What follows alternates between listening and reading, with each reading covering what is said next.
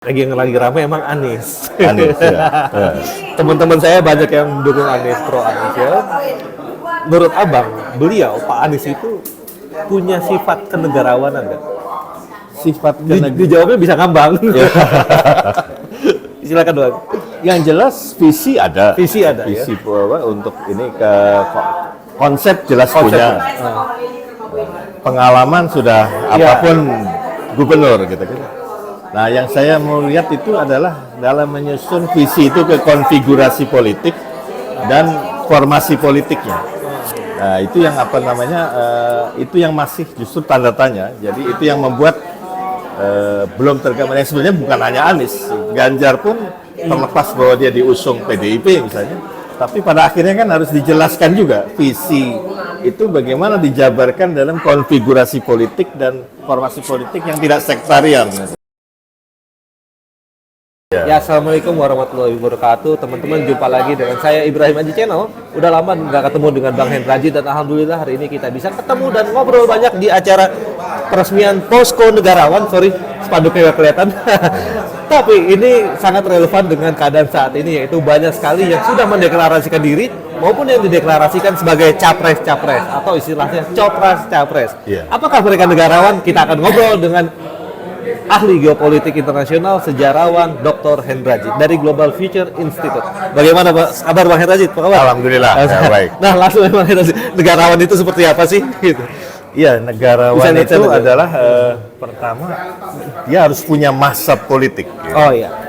Jadi karena ini diandaikan negarawan itu ada yang masuk ke ranah dunia politik tentunya untuk menjadi pemimpin bangsa. Tapi dia harus punya terlebih dahulu semacam mazhab politik. Ya.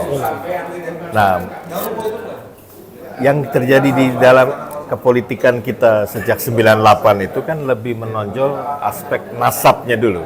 Nasab. Jadi perkoncoan, pertemanan, klan ya kan, itu mendahului masa politik ataupun visi politiknya. Nah, jadi kadang-kadang perkoncoan itu yang mengendalikan dan menyetel apa yang menjadi aliran politik sebagai pembenaran. Sementara masa politik adalah orang-orang yang terjun ke masyarakat, ada yang menjadi organisator, ada yang menjadi pebisnis, ada yang menjadi tentara. Penuh pengabdian. Harus kebalik. Ya, silakan terus. Yang penuh pengabdian, tapi juga pada saat yang sama dia ada yang memang terpanggil ke dunia politik. Nah, di dalam dunia politik itu dia dituntun oleh cita-citanya, cita-cita politik, dituntun oleh visinya. Nah, dari situ dia baru menyusun orang-orang yang sepaham. Yang sealiran, yang sama secita-cita, dengan tidak melihat aspek-aspek sara misalnya gitu kan. Nah, dari situ diharapkan politik akan jadi produktif. Jadi negarawan itu bukan berarti tidak punya pemihakan, tapi dia tidak berpihak kepada hal-hal yang sebenarnya remeh-temeh gitu, yang sepele gitu. Tapi pada hal yang justru menyangkut misalnya kesejahteraan sosial, bagaimana memajukan kecerdasan bangsa, dia harus harus punya pemihakan, dan itu pemihakannya di dalam mazhab politiknya. Mazhab. Karena kalau di dalam Pancasila itu sebenarnya kan dua ekspresi, Mas Haji. Pertama adalah ekspresi peradaban bangsa. Jadi pertama ekspresi peradaban bangsa, kedua ekspresi isme ideologi. Nah, yang jadi salah sekarang di Pancasila kenapa tidak applicable itu karena ekspresi peradaban bangsa yang sudah berhasil menyatukan kita sampai hari ini nggak pecah, tidak diikuti dengan penegasan dan ketegasan sikap dalam isme. Apakah kita kapitalis atau mendukung sosialisme? Padahal kalau kita bicara kesejahteraan di pembukaan 45 sebagai memajukan kesejahteraan umum, berarti kan kita menentang kapitalis paling nggak. Nah, disitulah mazhab itu harus dibangun atas dasar paham itu. Ya, artinya dia harus memiliki mazhab ya. Mazhab dulu, bukan nasab. Bukan. Nasab nggak salah dong. Mazhab itulah yang nanti membangun konfigurasi politik dan formasi politik, ya otomatis ada persekutuan strategis, bukan koalisi taktis jangka pendek gitu. Ini ngomong-ngomong koalisi taktis, hari ini 10 November 2022 ada koalisi yang nggak jadi deklarasi, Bang. Iya. Ya, koalisi dari partai yang warna biru itu yang udah deklarasi duluan, katanya dengan partai yang warna orange dan warna biru juga. Iya. Hari ini tapi nggak jadi. Itu mungkin maksudnya koalisi taktis ya, yang Ya, lebih itu- ke nasab ya kayak gitu Itu ya. gampang karena berasal dari awal nasab. Terus kedua, yang penting mereka menyatu, sementara goal strategisnya atau masabnya hanya di kantong masing-masing. Jadi ya dalam hal ini misalnya Bung Anies sama Pak Paloh. Ya. Dia hanya bersatu untuk melihat kepentingan yang jangka pendek dulu. Nah, jadi akhirnya itu pun ternyata tidak bisa di situ, ya sudah. Akhirnya alami bubar dengan sendirinya, dan itu buat saya nggak mengejutkan gitu. Tidak mengejutkan. Tidak mengejutkan. Bahwa hari ini nggak jadi deklarasi ketiga partai itu, ya deklarasi Pak Anies tepatnya. Iya. Jadi tidak mengejutkan. Iya. Kalau saya lihatnya seperti kayak power seeker ya, yang Iya. ada sekarang gitu. Jadi ya, mengejar kekuasaan. Nah, intinya seorang negarawan dia tidak power seeker. Bukan power seekers. Jadi dia bagaimana masa politik itu mencoba dicarikan melalui strategi ya.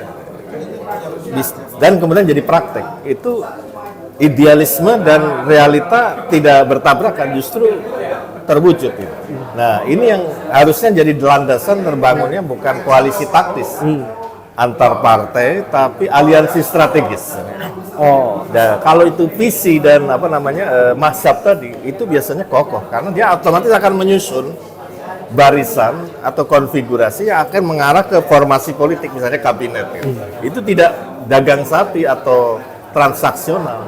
Kamu dapat apa, saya dapat apa, bukan begitu. Tapi dasarnya adalah menyatukan kekuatan untuk visi itu jadi terwujud.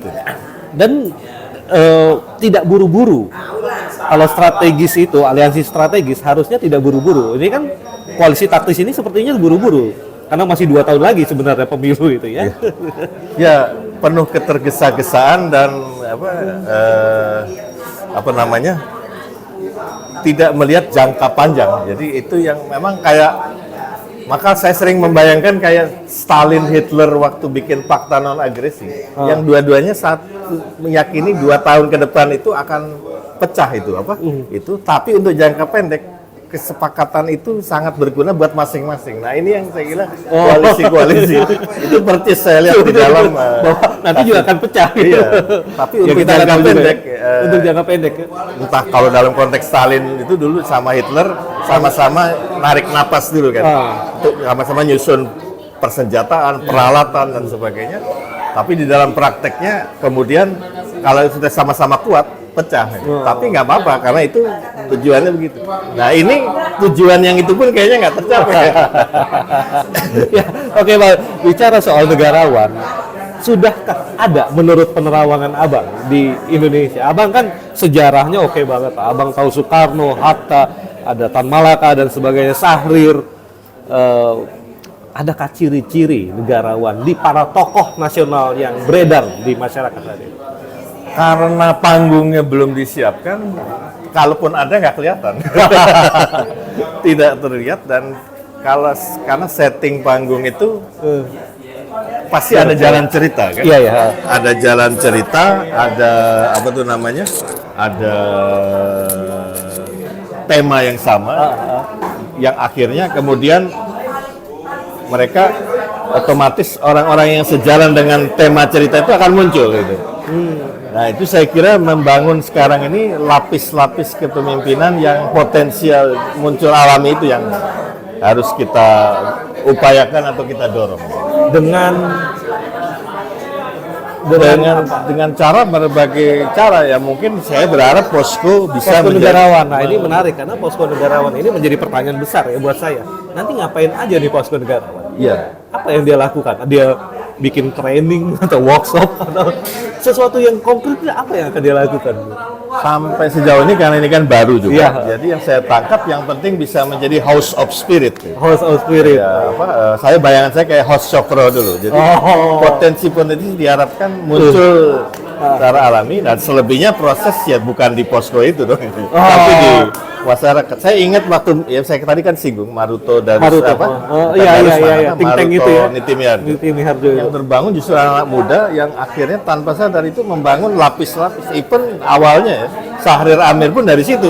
Cuman kan mereka ingkar, kemudian apa?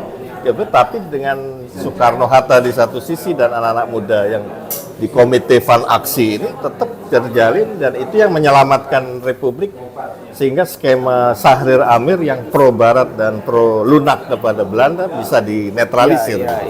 Ya, artinya lebih kepada think tank ya. Makanya Posko Negarawan ini juga dia non partisan. Non partisan udah pasti. Karena otomatis. tugasnya hanya menjadi kawah Chandra di muka Iya. atau semacam ya leadership ya apa. Iya, kawas canda di muka yang bisa memunculkan apa tuh namanya potensi-potensi kepemimpinan yang nggak hanya di politik sebenarnya dari segala bidang ya, bisnis apa, yang itu nanti sistem apa akan apa mau nggak mau memberi tekanan ke sistem untuk memunculkan orang-orang yang memang ini loh yang dari rahim rakyat bahasa gampangnya bukan dari rahim oligarki. Oke, ini kita nggak lama-lama teman-teman ya karena ini ramai sekali.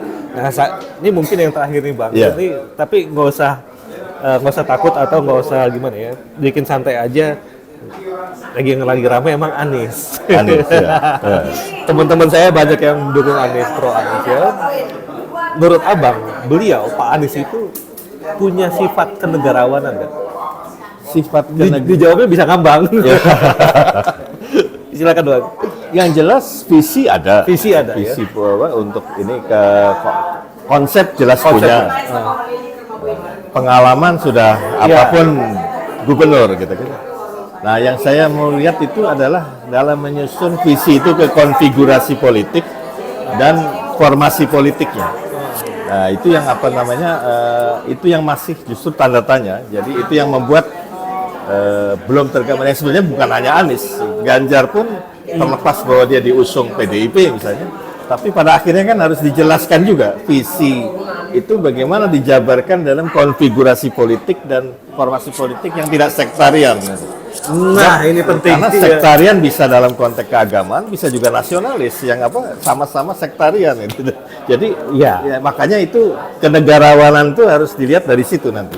Terlepas nanti dua ini atau mungkin yang lain atau Prabowo atau bahkan juga yang tiba-tiba muncul nanti tetap dalam kerangka tolak ukurnya itu. Iya, bisa dipahami. Yang jelas koalisi taktis yang terjadi sekarang ini semoga tidak membawa menjadi sektarian kan sebenarnya. Betul. Ya. Jangan itu buat itu menjadi sektarian. Jangan sampai sektarian ya. Oke, Pak Hendrajit semoga sukses dengan Posko Negarawannya. Terima kasih banyak. Sama-sama. Semoga mencerahkan teman-teman. Terus saksikan konten ini. Wabillahi taufiq wal hidayah. Wassalamualaikum warahmatullahi wabarakatuh.